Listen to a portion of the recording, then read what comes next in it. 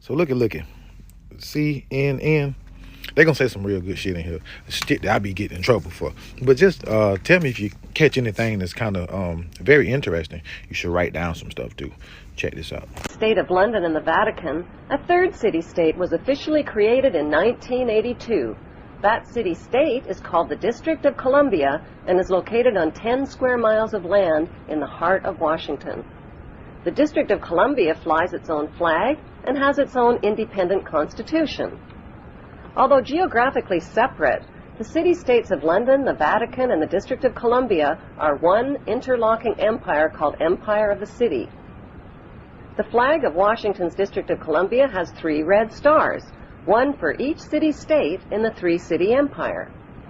This corporate empire of 3 city-states controls the world economically through London's inner city, militarily through the District of Columbia, and spiritually through the Vatican. The Constitution for the District of Columbia operates under a tyrannical Roman law known as Lex Fori, which bears no resemblance to the U.S. Constitution. When Congress passed the Act of 1871, it created a separate corporate government for the District of Columbia. This treasonous act allowed the District of Columbia to operate as a corporation outside the original Constitution of the United States and outside of the best interests of American citizens. A sobering study of the signed treaties and charters between Britain and the United States exposes a shocking truth.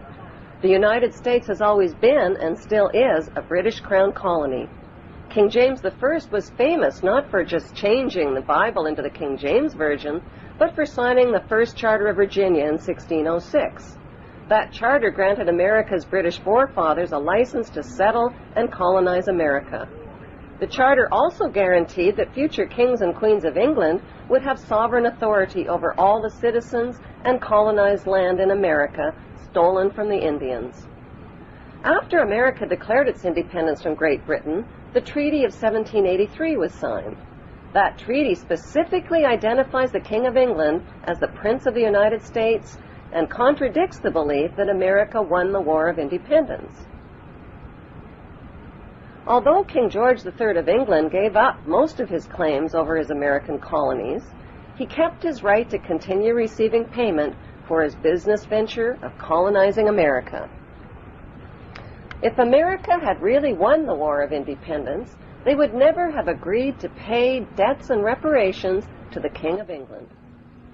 When Congress passed the 13th Amendment to the Constitution, the U.S. President was made subservient to the King of England. The 13th Amendment is called the Title of Nobility Amendment and forbids U.S. presidents and their officials from using royal titles like king or prince or baron. For some mysterious reason, the 13th Amendment, which was ratified in 1810, no longer appears on current copies of the Constitution. America's blood-soaked War of Independence against the British bankrupted America and turned its citizens into permanent debt slaves of the king. In the War of 1812, the British torched and burned to the ground the White House and all U.S. government buildings and destroyed ratification records of the U.S. Constitution.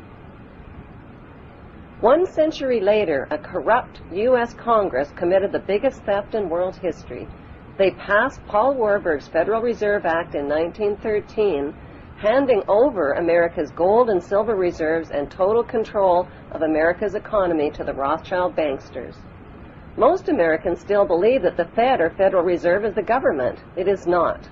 The Fed is a privately owned banking system whose majority Class A shareholders are the Rothschilds, Warburgs, Kuhn and Loeb, J.P. Morgan, Rockefeller, Israel Seif, and the Lehman Brothers. This private banking cartel is the Fed and is never audited and never pays taxes.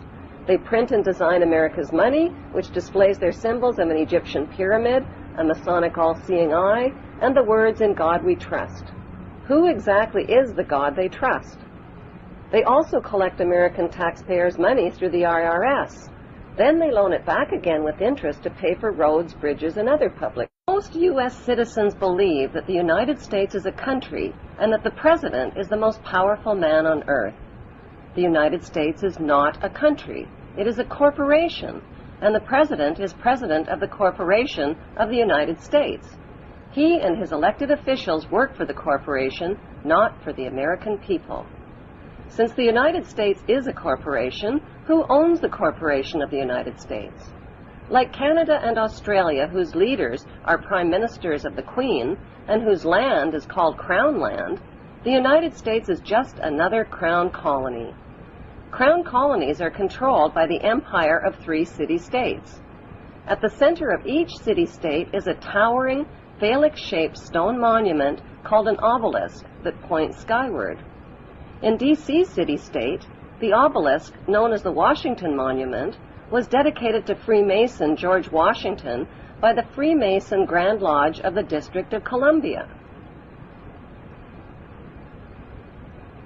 The secretive Brotherhood of Freemasons laid the Washington obelisk's cornerstone in 1848 and contributed 22 Masonic memorial stones.